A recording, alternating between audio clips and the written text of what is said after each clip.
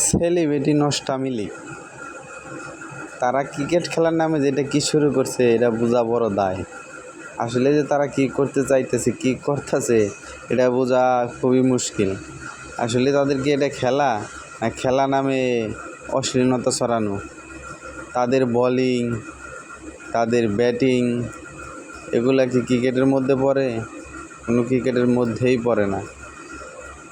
আসলে তাদের যে খেলা তো মূল উদ্দেশ্য না, তাদের মূল উদ্দেশ্য হলো এই তাদের বডি শো করা।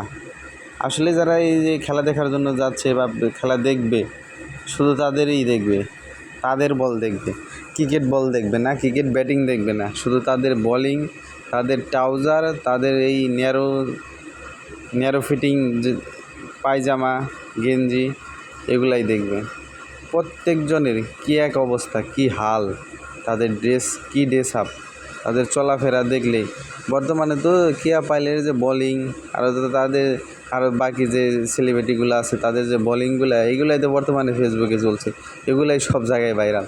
আসলে তাদের খেলা দেখার জন্য না, আসলে তাদের শরীর দেখার জন্যই